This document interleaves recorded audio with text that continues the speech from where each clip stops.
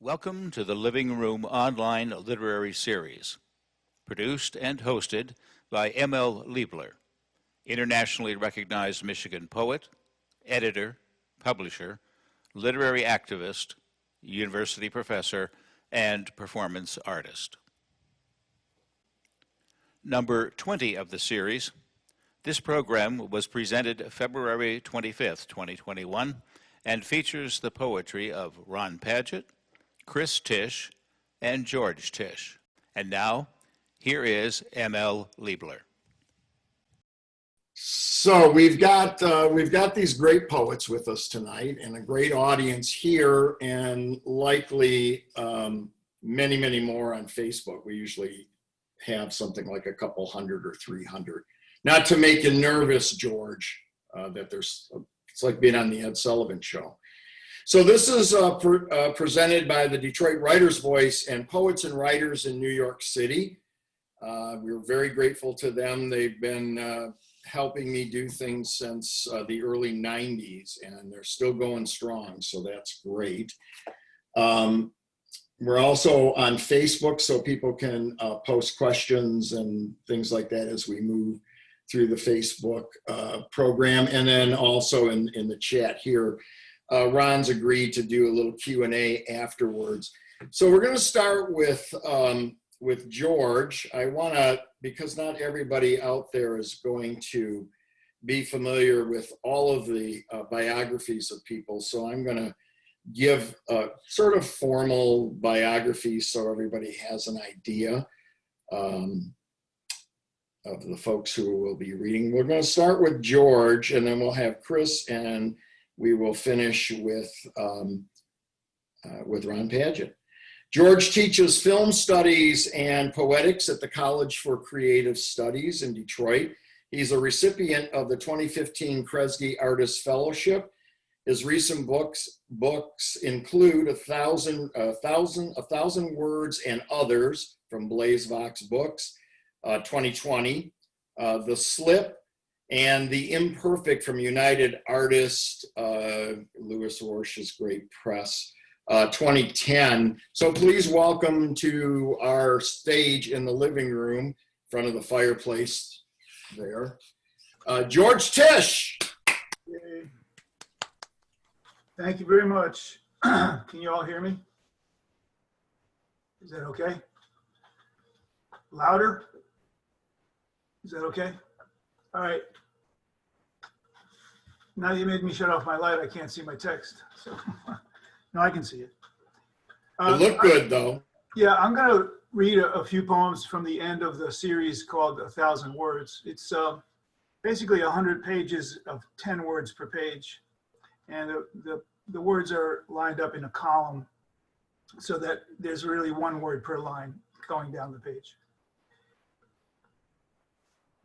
This is towards the end. Kitchen window like a Tang Dynasty scroll, top lit at sunset. Writings that disarm us with their quiet memories of madness. It breaks the evening lament, its flowing grass of signs.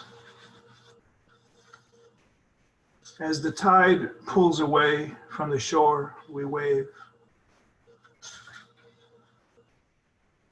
Tottering heels dans la rue, the night eats its own.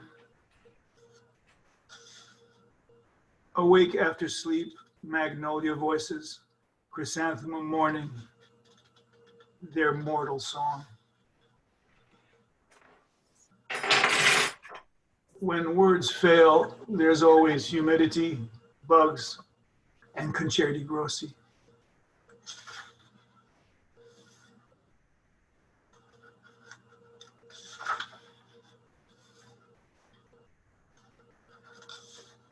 Not snow roof, nor hirsute concupiscence, just Chinese characters adrift.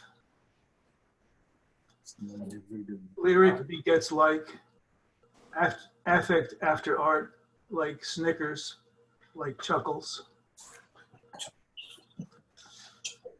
puts on a great coat for the cold and goes out.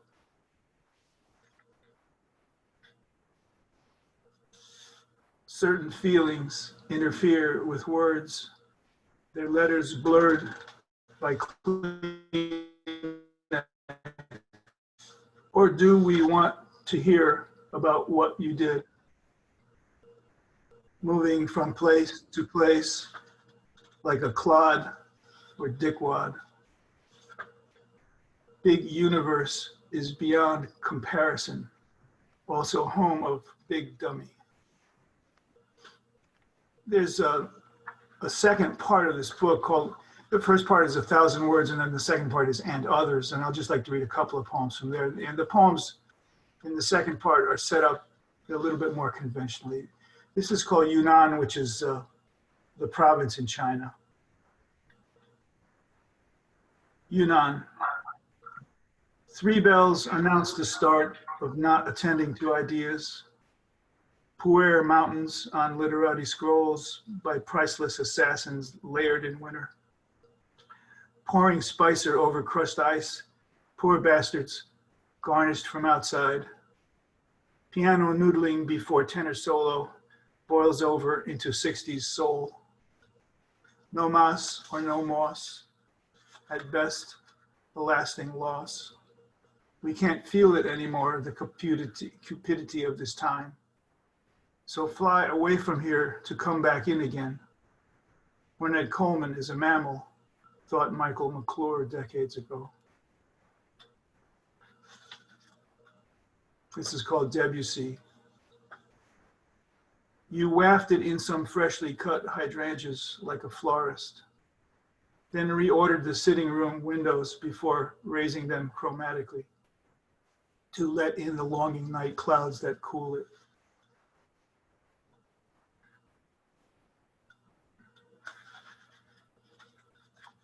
This is called Beginner's Mind.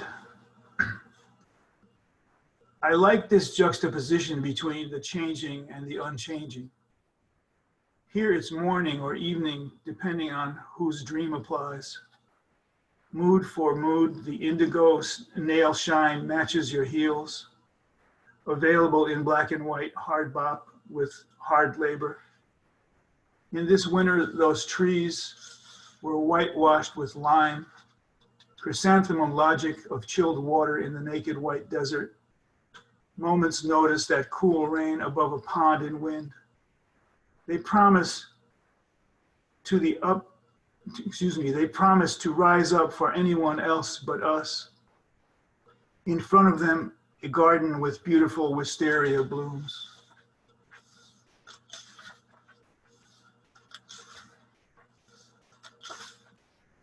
And this is the last piece from the book that I'll read. It's called Villa Verlaine. It's the name of the street that we like to live on in Paris. When we go there, it's up in the 19th. It's a street without any cars on it. It's all just cobblestones for pedestrians. Villa Verlaine. During the spring, summer, and fall, someone was singing in a room nearby, France is still France. And as I strained to listen, 3 small clouds appeared in my memory of creation and anarchy, so that I walked over wet paving stones as little French children laughed and cried, workmen of all countries unite. And then I'm just going to finish up with a couple of pieces from a new series that I'm working on called 26 Tears. And it's got a preface, it's got an epilogue by Lorenzo Thomas, the great Lorenzo Thomas. Jazz solos against space, feeling the people's sigh. And it's an abecedaria, so each poem is titled A, B, C, D, etc. So the first poem is Although, the second one is Burning, etc. There's only 26 poems in the series. I'm only going to read 3 or 4 of these. Although 3 figures make steady progress in a field, drainage continues to be an issue, which is what dreaming about work can achieve when 2 machines wrap things up Another speaks of holy terror forms of interruption whose unhappy labor nears an end. Burning. This title came to me from seeing this incredible film by Lee Chang-dong from Korea called Burning. If anybody's seen that film, it's amazing. It seemed appropriate to what I was writing about. Burning, they're almost done, the moldy fucks who made us nuts and wiped away the darker joys. Horrendous MacArthur, odiferous Nixon, excremental Trump. As we think a little each day, the results become erotically lubricated in this empty arena, an illusion of explanatory depth.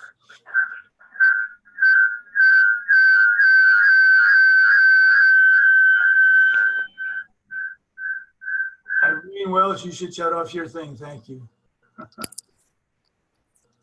Cupfuls of eponymous liquid drip to the sidewalk as we stroll the blazing noonday strand. It says fantasies don't matter at all, while into every mind on the sunlit boulevard they pour from the skies of America. And just a couple more.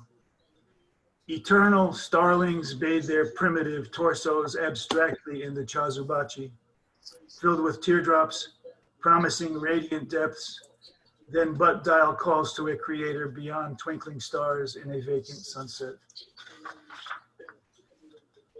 And the last one is called Friction. Friction between indistinct objects, temporarily arranged on a table, different, gilded and delicate, opens private eyes to floating surfaces of begonias and coreopsis, flowers looking as if they had bloomed. Thank you. And I just wanted to say it's a great privilege to read with Ron Padgett. Thank you. George Tish. Thanks, George. You know, I meant to say also, and we'll say a couple times, that the books, George Tish's books, Chris's and Ron's, are available at the Book Beat. So you can go to thebookbeat.com or call there, and Carrie will and Colleen will be happy to service you and get you the books right away. And they're actually kind of quicker than Amazon. How about that? Go to the Book Beat. And there probably is some signed copies of George's book there, his new one. Next is Chris Tish, and I'm going to tell folks a little bit about her. Chris was born and raised in Paris, studied American literature at the Sorbonne. Poet and playwright, Chris is the author of several collections of poetry and drama and has received fellowships from the National Endowment for the Arts and the Kresge Foundation. Her latest projects include Derrida's In Voice, Blazevox 2020, so it's a new book. The Hotel des Archives, a trilogy, Station Hill Press, which features transcreations from the French novels of Samuel Beckett, Jean Genet, Marguerite Duras. With Detroit filmmaker Oren Goldenberg, she has collaborated on a cinepoem, Alms of the Night. She teaches with me at Wayne State University. Please welcome Chris Tish. Hi, can you hear me okay? Thank you, ML, for the invite. I'd like to read from my new book that came out smack in the middle of the pandemic. So this will be kind of my launch. The book is called Derrida's In Voice because it's based on a book by Jacques Derrida, the French philosopher, the founder of deconstruction, a book that was published by Chicago University Press in translation in 1980. It's called The Postcard from Socrates to Freud and Beyond. And I'm sort of channeling a few of the lines from the first section that really reads like a love novel. It's epistolary. I'm just using the lines as titles. So I'll read a few of those, but I'd like to read the epigraph. The epigraph is from Gilles Deleuze and Félix Guattari, and it reads, how to be a nomad and an immigrant and the gypsy relation to one's own language.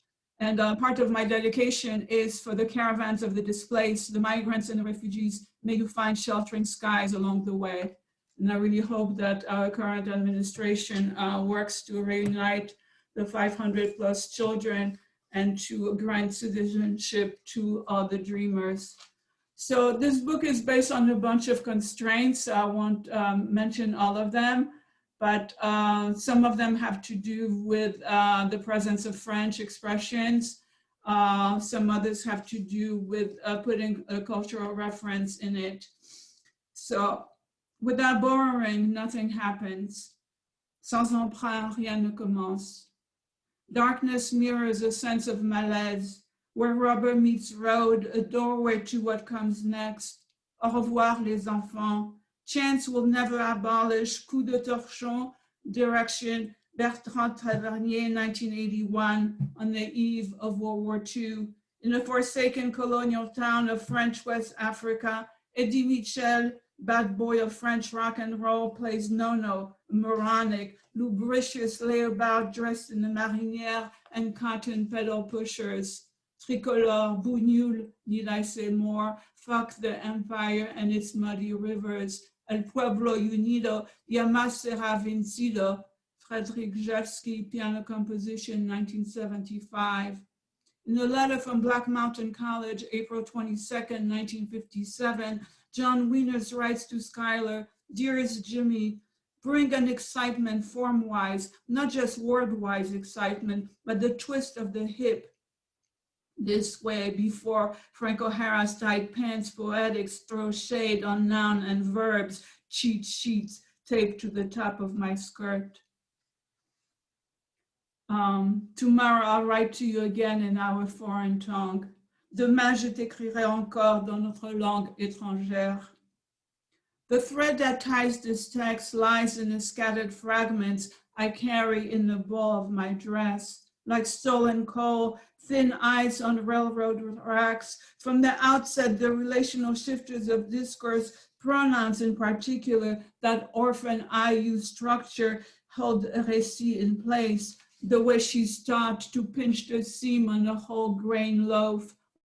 Perd le fil, lose track of the film, I mean dream, so resplendent just a minute ago behind my eyelids, awakened by the early bird caucus. I harbor an intense sensation au creux de l'estomac, une sueur froide, unbuttons my shirt still wet, lampe de chevet qui s'allume au toucher, siphons the perpetual flow of images, ebbing now across the lit up room.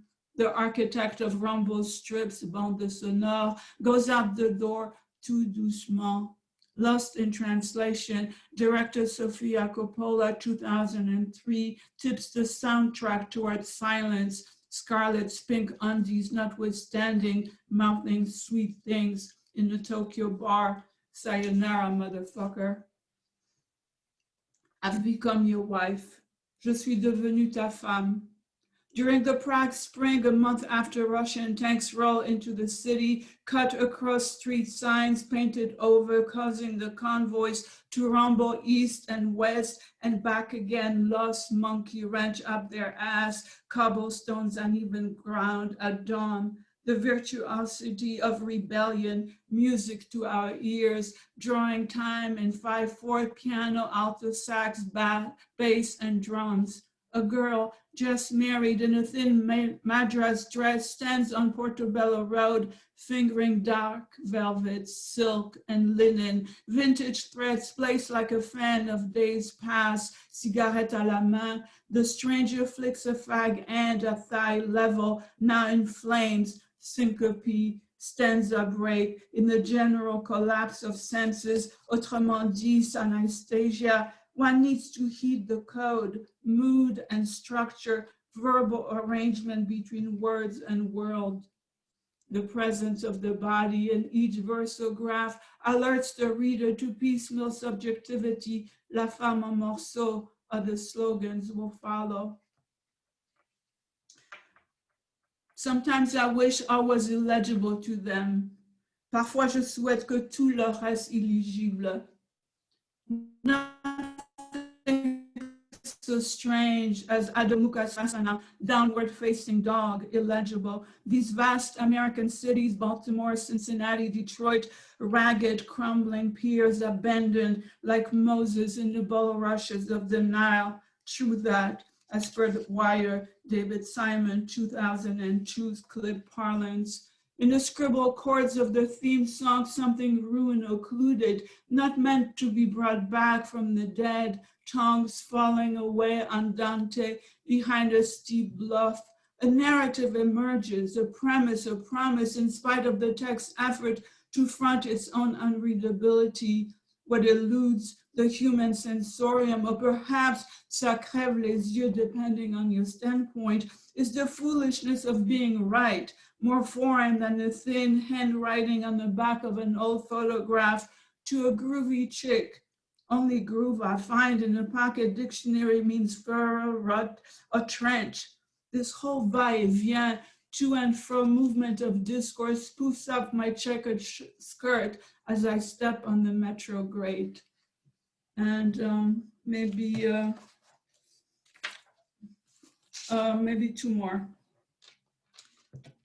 The telephone lady in Proust, La Dame du téléphone chez Proust.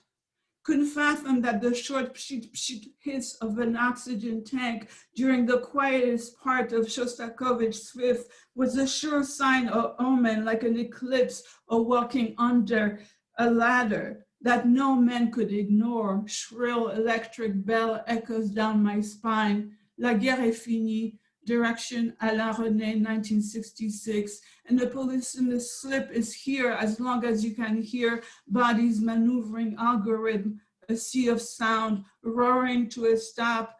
Ants in the pants have outlived every idiom of restlessness, incessant. La lutte des classes présage the end of the poem, Giorgio Agamben, 1996. And I'll read one last one. With the stroke of the pen of scraper, I'll derail everything.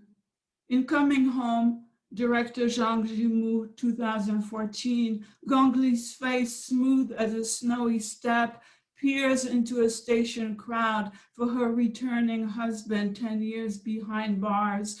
While unseen by her, he takes it all in, leaving aside for now the loaded loop of who sees whom, quilted coat, scarf, homemade sign, reminding me of Ezra Pound's The River Merchant's Wife, a letter, Cathay, 1915.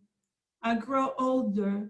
If you are coming down through the narrows of the River Kyang, please let me know beforehand and I will come out to meet you as far as Chofusa. The very logic of longing she rehearses on the 5th of every month. That Gongli's character is both the site of historical amnesia and a placeholder for the past, opens the ledger to a different account, slash marks on history's page. With a click of a mouse, I could delete the whole scene, boo, like Casper's ghost, only it's Mao's specter that wafts on the rim of our nostrils, lips, chest, paws, the ground by the blackened gates, the guards not close on the last voyager. Will the new task, O translators, be to run along the tracks of sound and scent, or discharge the yet unsaid? Thank you very much.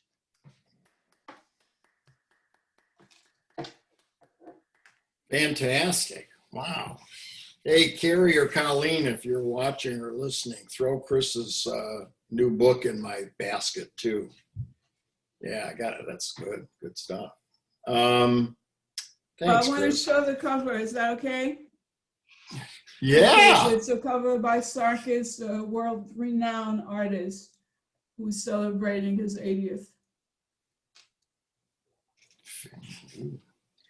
That cover goes perfect in my performance art class, which I know there's some of my students are out there right now. Okay, Ron Padgett, poet, editor, translator. Ron Padgett was born in Tulsa, Oklahoma. I've played Tulsa before, Ron. As a high school student, he founded the avant-garde literary journal, The White Dove Review, with his friends and fellow students, Joe Brainerd and Dick Gallup, soliciting and publishing work from poets such as Allen Ginsberg and Robert Creeley. The magazine ran for 5 issues. Padgett moved to New York City in 1960 to attend Columbia College. He awarded a Fulbright in 65.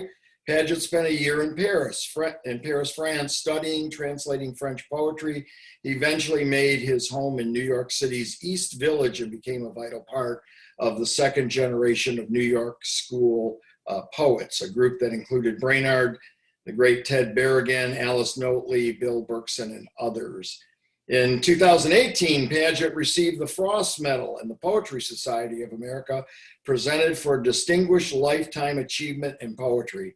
The author of over 20 collections of poetry, including Big Cabin 2019, collected poems, which I have here. I have a visual to hold up. And that is a book right there from Coffee House Press. I think I bought it in Minneapolis and had a card at home. And he is a winner of many awards and NEAs and all kinds of things. He's also did the poetry in that, what I think is a great film, Patterson. As I was watching that film, having worked in Patterson quite a bit over the last 25 years, I was listening to the poems and they were blowing me away, and only to find out Ron wrote those poems. So made it even tastier to me. Please welcome back to the Detroit screen, Ron Padgett.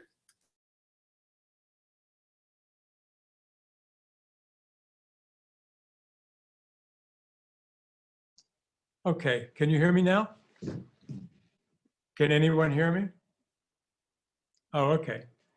Well, thank you, ML. Thank you for having me on your show here.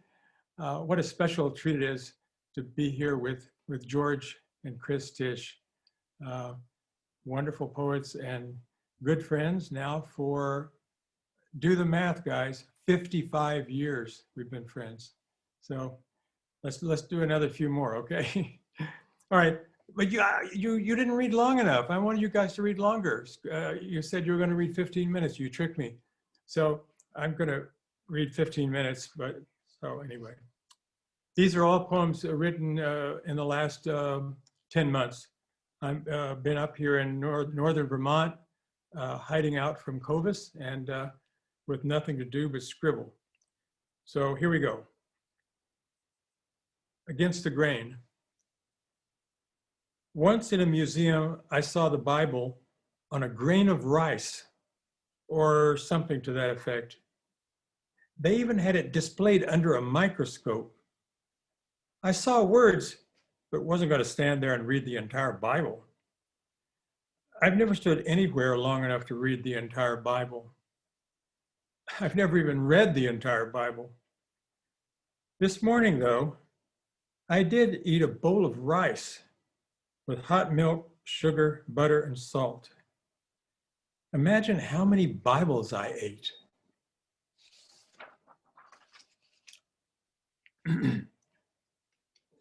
One gag line I liked as a child was, "Who hit Betty Grable in the navel with a bagel?" I didn't know what a bagel was, though I certainly knew who Betty Grable was, and a navel, though I had never seen hers, as navels were too risque to show in films. But why anyone would want to hurl a bagel at Betty Grable's navel was far beyond me. And I laughed and remembered that moment for the rest of my life. And no matter how the poor taste of that gag, no matter the poor taste of that gag, I still say it to myself as I walk down a crowded street. And it makes me feel, for a moment, like a bagel.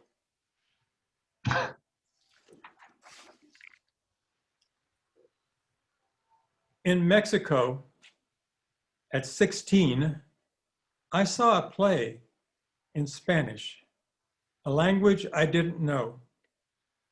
And at one point, a man with a mustache crashed through a wall and sat on a chair. No one paid him the slightest attention. So I'm saluting him now, 61 years late.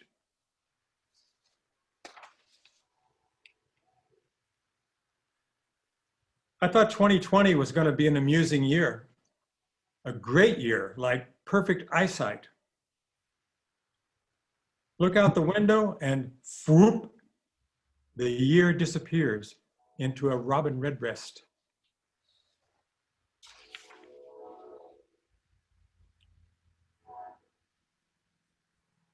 I almost didn't know what day it is, and then I did. Clicked into time, suddenly more secure that it's Thursday, which means nothing, or next to nothing. I am next to nothing. It's in this room with me, an old pal.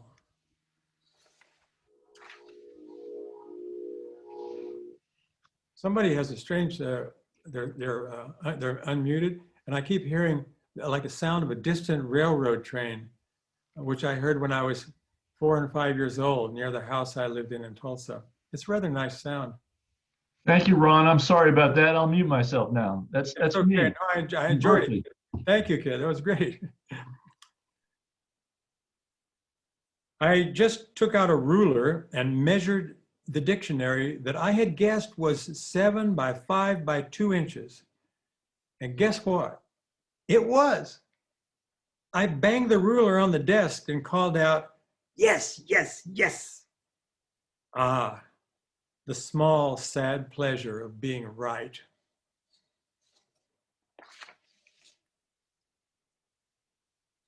I wish my mother and father would have been able to open a window and look in to see their own personalities, and to have found me sitting in there waiting for them, so they could have opened a window in me too. But it didn't happen. And we all three stayed who we didn't think we were. It's too bad. We could have known how wonderful we were.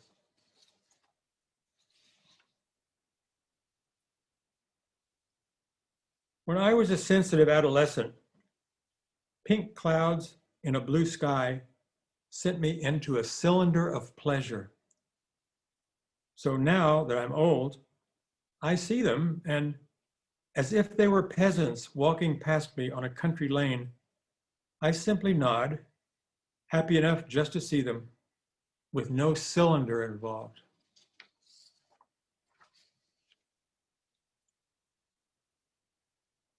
It's satisfying to eat exactly the right amount of, say, French toast, and then stop.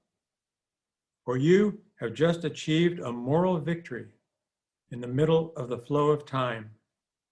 And though it flows away, this victory, you have its aftertaste, along with butter and genuine Vermont maple syrup from a tree not far down the road.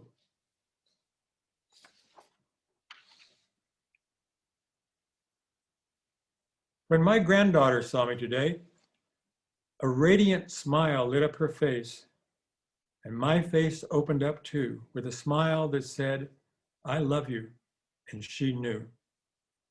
Then we looked away and became slightly somebody else.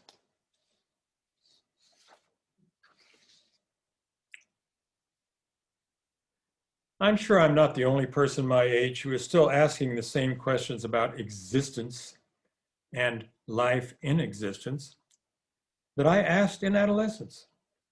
But sometimes when I look at the faces of people my age, all I see is loaves of bread smiling as if baking had been a great pleasure.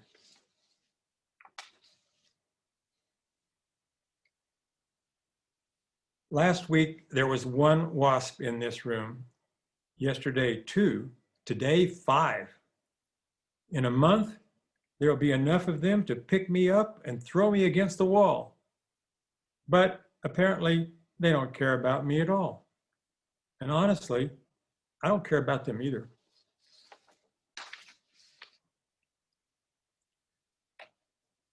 Wasn't it the Bible that said, "Blessed art thou among women"? I'm taking those words for myself, as I am blessed, nay, blessed, to be in a house with one of them, my wife, the most beautiful old woman in the world. There is nothing more beautiful than a beautiful old woman.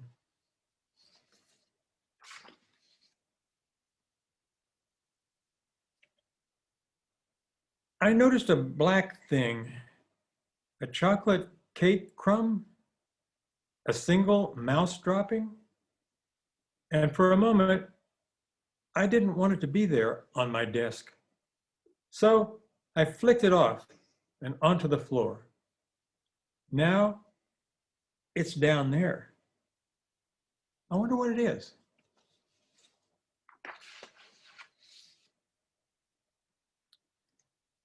As a young man, I wanted to live a long time so I could know what it feels like to be old. Now I'm trying to remember what it feels like to be young.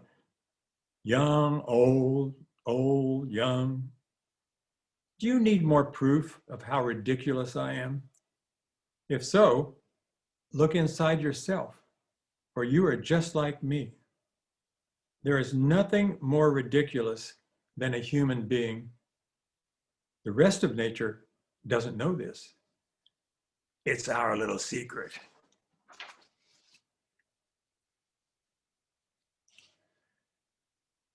I put some stamps on the envelope. Maybe enough. I don't know. The post office should accept it as is because I made an effort. The post office should look at the envelope and say, well, he made an effort.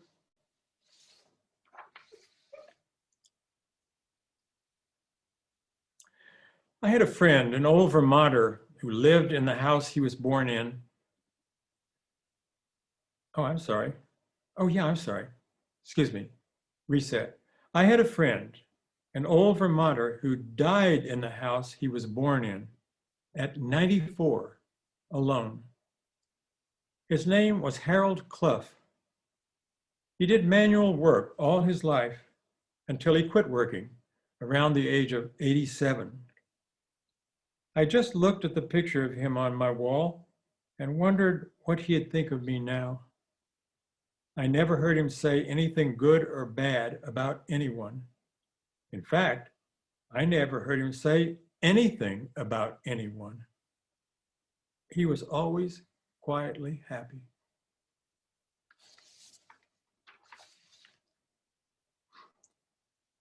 There's nothing like the sight of a house, lights on in the dark winter night, to make you feel close to all the humans inside that house and out. Pretty great to love humanity, if only for a moment. This is actually has a title, it's called Naked Dinner. At the dinner table last night, I was chewing and looking across the room at nothing, and when everything locked into place, me too, in real time, which had stopped. It was too much. I let the universe go and went on chewing.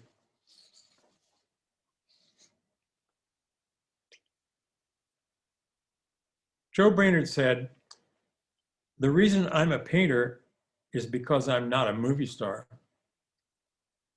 The reason I'm a poet is because I'm not a zebra. I am, though, for a moment, caught inside the word zebra, Z to A. And I alternate from inside this page and outside it, inside, out, and so on." Joe, a movie star? Yeah, he was kidding you. He was a star, period.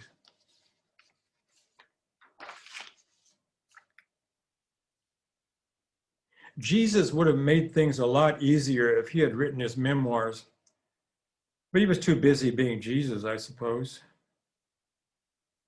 That's pretty much all I have to say about him right now. He's like Mercury. You touch it and it slips away, then stops and waits for you to try again. He's too hide and seek for me. That cave, for instance.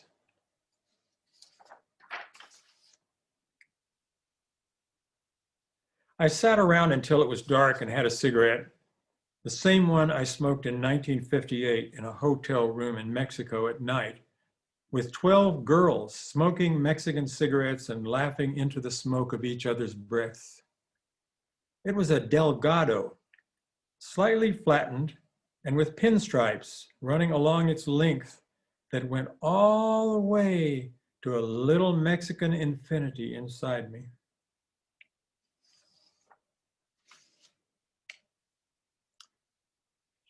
When I was 10 years old, I set up a target in our backyard. And from the front yard, I shot arrows over the roof. You'd be surprised how quickly a kid can get good at it.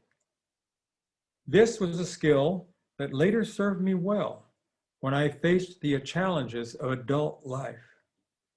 It allowed me never to become a dolt.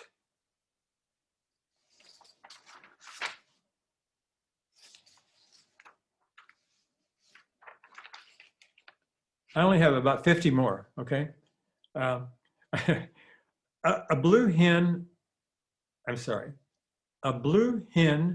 and a yellow egg appeared on the piece of paper and disappeared. Where did they come from? And where go? Why do I have to ask? I should just be glad they came to see me in beautiful blue and yellow.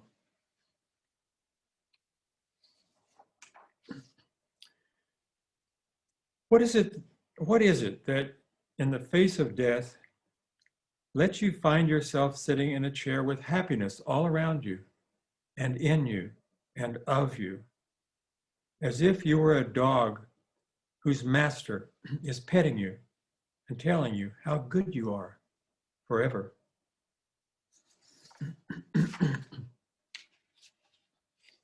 And this is the last one. There aren't many more pages in this notebook. I'll be sorry when they run out of emptiness. There can't be many more years to my life. Boo-hoo. Then I'll go on to a new notebook, hopefully one without metaphors. But don't get me wrong, I like metaphors quite a lot. In fact, I live in one. A book. That's it. Thank you, everybody. Ron Padgett. Thank you, sir. Wow. Wow. It's been too long since you've been in Detroit. I remember you reading in the English department many years ago, and just hearing you again reminds me of how good it is and how thought-provoking and funny. I remember. So does I remember that reading. Can you hear me still? I remember that reading. It was a very nice evening and wonderful audience. And a really great moment was when I went outside afterwards and I into where my car was parked. And it was a very nice, I think, sort of summer night or spring night. It was very pleasant. And this beautiful young woman came walking toward me, and she said, "Am I too late?" And I said, "Yeah, you are." and we had a wonderful conversation. It was Carla Harriman, actually, and it was it was actually better than the reading. So does anybody want to post a question or just shout one out for Ron or any of the writers? Ron, all those new poems that you've been writing and collecting, is there a prospect for a book in the near future? I don't know. That's my answer. I didn't know if you were working towards one. Or... No, I don't ever work toward any books. No. Yeah, No. good stuff. Good stuff. I have a question for George. Is George there? Yeah, he's up there. George, Turn on your mic, George. George, is your mic on? Yeah, I'm okay. George, poems. The previous book that I published called The Slip, which was also from Blazebox, ended up with these very one word per line poems. Mm-hmm. And they intrigued me because I felt like, well, this is weird. You know, like I'm not used to doing that. I mean, I've seen, you know, I've always been a big fan of minimalism. Aram Saroyan, Robert Creeley, and I've always liked your Nothing in That Drawer. I always thought that was like an amazing sonnet. Well, so I got to this point where I just felt like, well, let's see if I could write a whole book like that. And you know that corny expression of a picture is worth 1,000 words. And I just felt like, well, what is the 1,000 words and how would you get them? And so I figured, well, okay, what if I just wrote 100 pages and 10 words per page? And then the question was, how do you line up the words on the page? And a single column is easy to say, but I didn't just do that. I broke them up into little stanzas, like couplets and tercets, etc., all the way down the page. So each one of those is different. You can't see that, you can't hear that when I'm reading them. But I mean, it sort of reminded me of haiku. I mean, that whole book is very much drenched in Tang Dynasty Chinese poetry, which I've been reading a lot of. It's like a resin that kind of covers the whole thing. yeah. And I studied Mandarin for about 3 years, you know, and all I learned was about a few characters, and all that sort of came together in my head. I wanted to do something minimalist and sort of Asian. Thank you. Anyway, thanks for the question. Do you know David Hinton's translations from Tang Dynasty poets? They're very good. I mean, they read great in English anyway. Yeah, I have a bunch of different translations of Dofu and Liebler and all these other guys, and I think I had that book by David. Yeah. There's some amazing different works that have come out of those translations. Yeah. Speaking of translations, I was just using your translations of Reverdy's prose poems with my poetry workshop. Are you working on any more translations? No. It's too hard. Yeah. But you and Chris should translate more. I think you're so bilingual and such good writers. You're naturals, you know. Yeah, like you got us into doing Julie or the Rose. I remember when you did. That's true. I talked those two into translating Apollinaire's pornographic poetry. This is in Paris in 1966, I think, a spring. Man, you forever rotted our brains. It was great. We went on to have in-camera press, which was devoted to pornography. That's what we love about you. Yeah, right. Other questions? Oh, here's one. It's just from someone. Ron, did you know my friend Irving Stetner from East Village? Your poetry is different than his, but you both write lighthearted about your life, at least from what you read tonight. I didn't know Irving personally, but he came to readings and events at the St. Mark's Poetry Project, which I also went to. And I sort of met him there, but I can't say I really knew him, but I did know of his work, yeah. Okay. Anybody else? Questions? I would like to ask Chris what she's working on now, actually. I might have missed, she might have said something earlier, but by the way, Chris, I love your new book, by the way. Thank you, Ron, thank you. Actually, I'm doing a collaboration with George. I've never collaborated, and his— George Tish? Yeah. The George Tish? What's the world coming to?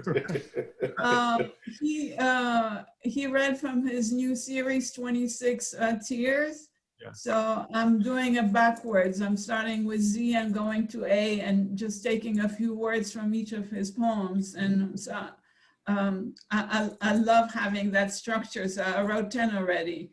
So we'll see where that takes me. She writes them at night in her head when she's supposedly sleeping. She's the new Robert Desnos. Yeah, right. She wakes up in the morning and says, I couldn't sleep all night. I was writing a poem. And I said, oh, great. Why don't you stop doing that? Anybody else? Yeah, I have a question. I don't know if I'm being heard or not. Yes, you are. Yes, I heard. Oh, that's great. So Ron, I know that you have been dispossessed now for a year from your normal writing environment, and Yeah. just wondered whether being here in Vermont, and obviously with some of the poems are affected by being here, but I wondered if it has affected your practice, your daily routine, and how that has kind of transformed or not, just how you've been thinking. I'm going to answer that question, which was delivered by Ed Koren, whom many of you will know is the great cartoonist for the New Yorker and other places, and also a wonderful graphic artist. Ed, what did you ask me? No, no, I don't know. I don't have a regular routine that I follow all the time. But here in Vermont, out in the sticks, where Ed also lives in Vermont, and it's very, very quiet up here. I'm on a somewhat remote road, so there's a lot of silence up here. And when the snow falls and covers the ground, it gets even quieter, and there are no cars, and it's just amazing. And then the day can seem extremely long. I mean, you have so much time. And so I found that I went out into a little studio across the road and took this is back in, we got up here in this past March. And later in the month, I found a empty notebook out in that studio, and I started going out there and writing in it. And it kind of got to be like going to work. You know, you get your lunch pail and you go to work. And I would go out and sit out there and look around and write some things, and then come back in the house. And I did it the next day and the next day, and I got to like it. And then after a while, it got boring. And so I stopped doing it.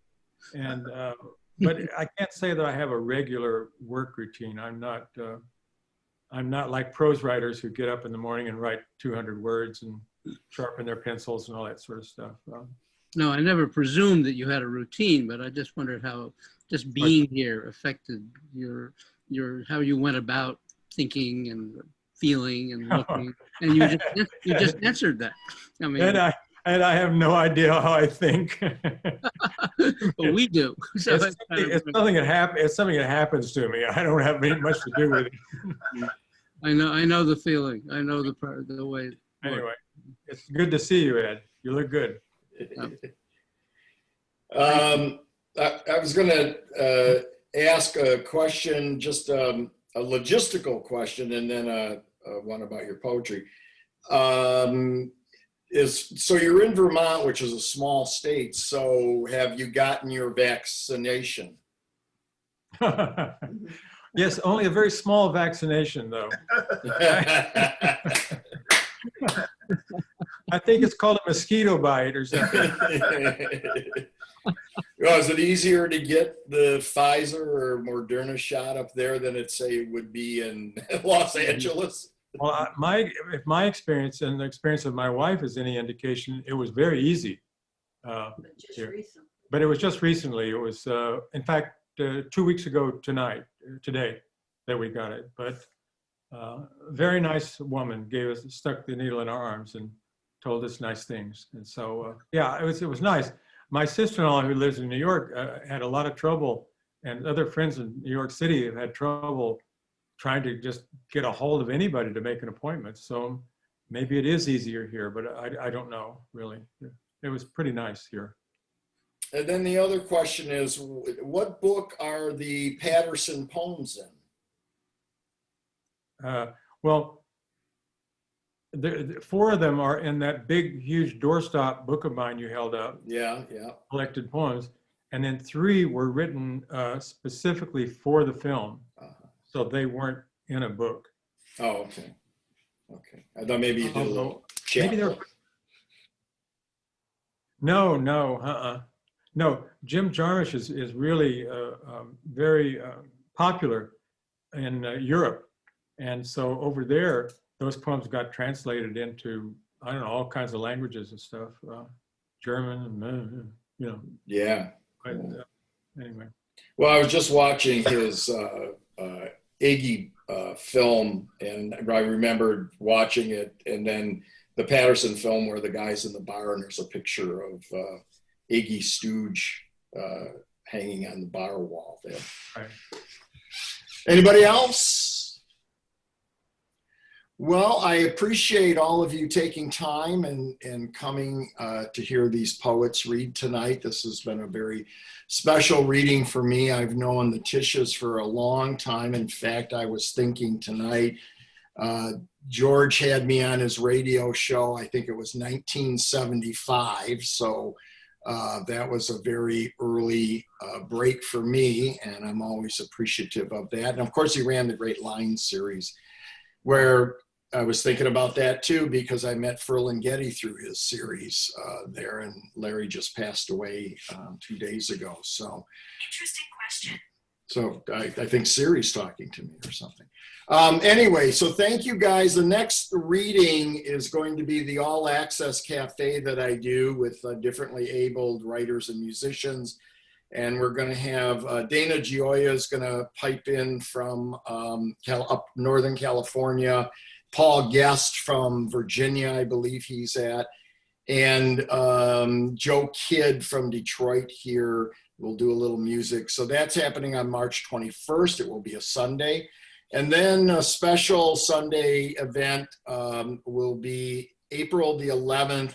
And I'll be joined by John Densmore of The Doors and Ruben Guevara of Ruben and the Jets, both coming live from Los Angeles. So April 1st, I'm planning an April 1st reading with some of the younger beat guys, like Andy Clausen's going to be there, and Danny Schott and David Cope. And I'm trying to make connections with Antler, but he might be sleeping up in the UP in the woods right now, eating berries or something like that. So if we can get him on some kind of camera, that'd be great. Okay, well, thanks everyone. Appreciate it. Thanks again to Poets and Writers, to Chris Tisch, George Tisch, and Ron Padgett for tuning in tonight. And we'll have Robin Eichly do a nice, put some titles and labels on it. We'll repost it with that. Thanks, Okay, Ron. thanks Ron. Thanks everybody for coming. Thank Yeah, you. bye. George, thanks, Chris. Thank you. Thank Thank you, you. Ron. You too, George. Be good. Say hello to Patty. Will do. Oh, I meant to say Ed Sanders was in my class online, and he sends his hellos and love to the Tishas and Ron. I told him Ron was going to be on, so he said to mention that. I wanted to say it's great to see so many people that I haven't seen in about 30 years or so. Isn't that great? 30 years. It's great. Yeah, Great. awesome. John Godfrey, and it's great. Kid Robinson. Laura Grimshaw. You know. Maureen Owen. Yeah, Maureen Owens there. Oh, wow. Maureen, she was in our, I got, her books are on my shelves outside my office there. And I never met Charlie North, but there he is. Hi, Oh, wow. Yeah. Look at that. and Yeah, Tony Toll was here too. Thank you. Bye, guys. Bye, Ron. Bye-bye. See you guys. Thanks. Bill, too. Support Poetry and Bookbeat, where you can purchase books by Ron Padgett, Chris Tisch, and George Tisch. Online at the URL listed here on the screen, or by phone at 248-968-1190.